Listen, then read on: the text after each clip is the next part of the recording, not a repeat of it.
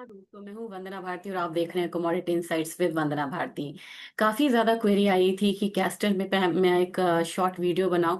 तो मैंने एक अपडेट लेके यहाँ पे मैं आपके पास आई हूँ मैं कि क्या अभी के मार्केट में हो रहा है, क्या प्राइसेस यहाँ पे 7,000 का जो लेवल है उससे ऊपर जाएगा या फिर वहां से एक डाउनसाइड आएगा। और अब अगस्त सितंबर अक्टूबर महीना किस तरीके का परफॉर्मेंस लेके आ सकता है, क्योंकि सोइंग के अपडेट्स भी यहाँ पे आते रहते हैं, मानसून का अपडेट भी यहाँ पे आता है। तो उसकी वजह से मार्केट में काफी ज्यादा मूवमेंट होती है। अगर आप थोड़ा सा यहाँ पे प्राइस का ध्यान रखें तो मेरे ख्याल से यहाँ पे हम लोगों ने देखा था कि 2022 में काफी ज्यादा एक अपसाइड आया था, 7700 का प्राइस हम लोगों ने आता हुआ देखा था।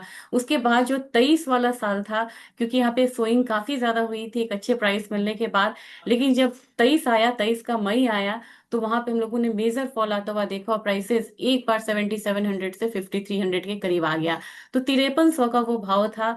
बाद में एक रिकवरी भी आई यहाँ पे। तो रिकवरी आई तो कितनी आई, रिकवरी आई तो ये आई 6500 की। अब लगभग भाव जो है बहुत दिनों तक इस रेंज में ही घूमा है। 24 में कोशिश करी थी 7,000 लगाने की, वहां से भी डाउन साइड आया। इस बार फिर से हमारा ये जो लेवल है 7,000 वाला, वो लगभग यहाँ पे टच हुआ है। और देखना है कि अब इस बार प्राइसेस जो है अपसाइड रहता है या कि डाउन साइड का लेवल फिर से यहाँ पे अपनाता है। और आने वाले अगस्त सितंबर महीने तक का ये वीडियो रहेगा, वहां पे प्राइसेस किस तरीके का मूवमेंट देता है।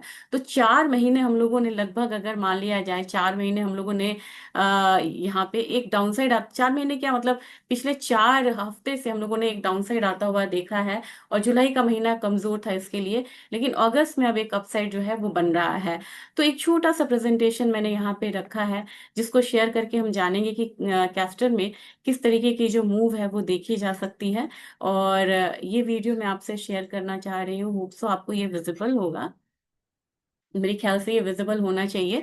जब थोड़ा सा एनुअल रिटर्न देखते, जब बात हो ही रही, तो देखिए कि कैस्टर ने किस तरीके की मूवमेंट लगाई है पिछले बीते सालों में।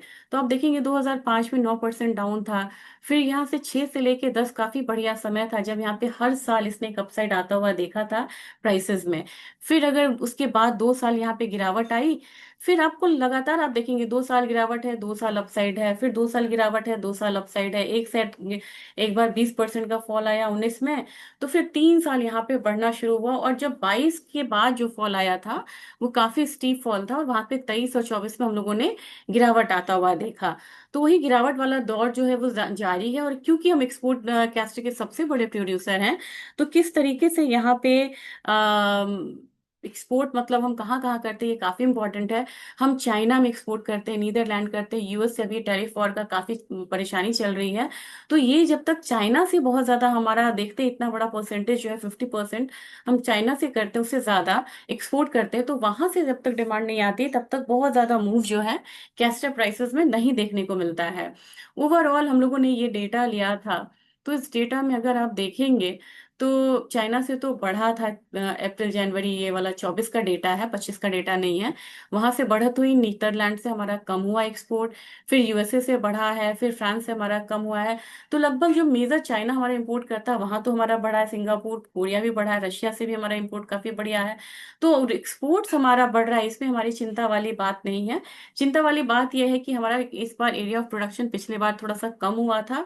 और ओवरऑल देखा जाए तो एक्सपोर्ट का महीना कौन सा होता है जिसमें सबसे ज्यादा एक्सपोर्ट होता है, सबसे ज्यादा एक्सपोर्ट कैस्टर ऑयल का होता है, वो अप्रैल वाले महीने में होता है। और इसके बाद यहाँ पे ना थोड़ा लीन सीजन आता है।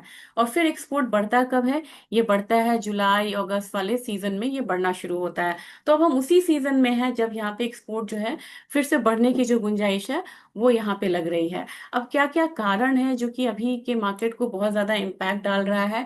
एक तो यह है कि जुलाई में दो तेजी के बाद मुनाफा वसूली आई थी। अगर जुलाई में देखेंगे हर अपसाइड पे हम लोगों ने डाउन साइड आता हुआ देखा है। व्यापारियों ने यहाँ पे बहुत ज्यादा नहीं लिया है, माल नहीं उठाया है। बुआई का अपडेट देखिए, 28 जुलाई तक का एक डेटा है मेरे पास। इसमें खरीफ का रकबा जो है वो इस बार बहुत ज्यादा होने की उम्मीद है। 57,000 हेक्टेयर पिछला था, और गलत हूं तो आप यहाँ पे जरूर शेयर करिएगा, 94,000 हेक्टेयर हुआ है। तो कुल बुआई लगभग 7 लाख हेक्टेयर रहने का पूरा पूरा अनुमान है। और अगस्त का दृष्टि मतलब देखें कि अगस्त में क्या क्या मतलब यहाँ पे हो सकता है। तो मौसमी मांग यहाँ पे बढ़ेगी, जिसकी वजह से कीमत बढ़ सकती है, और यहाँ पे आवक जो है वो कम रहने की संभावना है।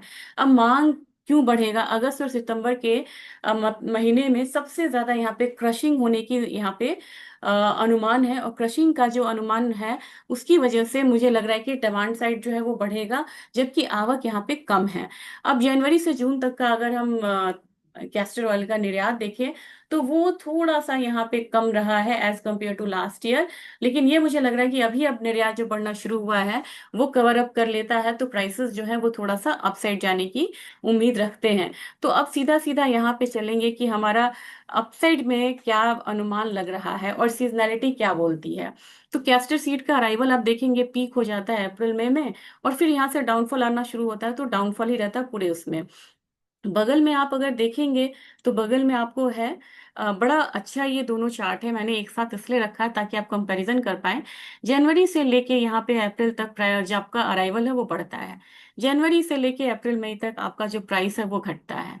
जनवरी अप्रैल से मई से लेके प्राइस आपका अराइवल सॉरी आपका नीचे नीचे कम होता है, दिसंबर तक डाउन साइड रहता है। यहीं से आपको प्राइस बढ़ता है, और करीब करीब अक्टूबर तक प्राइसेस जो है वो हायर साइड रहता है। तो मेरे ख्याल से ये बहुत बढ़िया डेटा था, जिसकी वजह से आप जान सकते हैं कि आने वाले समय में किस तरीके से प्राइस का मूवमेंट जो है वो एक बारी आपको दिख सकता है। तो मेरे ख्याल से अभी जो अब महीना आएगा वो प्राइस मूवमेंट के लिए अच्छा रहेगा, और एक अपसाइड लेके आएगा। बीच में अगर कोई डाउनसाइड का ट्रिगर आता है तो मैं आपसे जरूर वहां पे शेयर करना चाहूंगी। अब सीधा बढ़ते हैं कि प्राइस आउटलुक यहाँ पे क्या निकल के आ रहा है। प्राइस आउटलुक की बात करेंगे तो मुझे यहाँ पे लग रहा है कि प्राइसेस में एक बारी अगर थोड़ा सा देखा जाए तो नीचे का जो सपोर्ट है वो करीब करीब 6450 के लिए लग रहा है। ज्यादा से ज्यादा आपको 250 300 का फॉल है, लेकिन अपसाइड की बात अगर की जाए तो मुझे लग रहा है कि एक बार 6950 तक प्राइसेस ऊपर की तरफ जा सकता है। और उससे ऊपर अगर यहाँ पे स्टेबल रहता है कैस्टर का प्राइस तो 7100 तक 7160 तक मुझे लग रहा है कि प्राइस जो है वो बढ़ सकता है। तो आने वाला 2 3 महीना जो है वो कैस्टर के लिए आपको स्ट्रांग रहने वाला है। इसमें बहुत ज्यादा बिकवाली की संभावना नहीं है, और अगर बिकवाली आती है तो मैं आपसे जरूर शेयर करूंगी। वीडियो को ज्यादा से ज्यादा शेयर करिएगा और क्वेरीज करिएगा, मैं जरूर आंसर करूंगी। Thank you.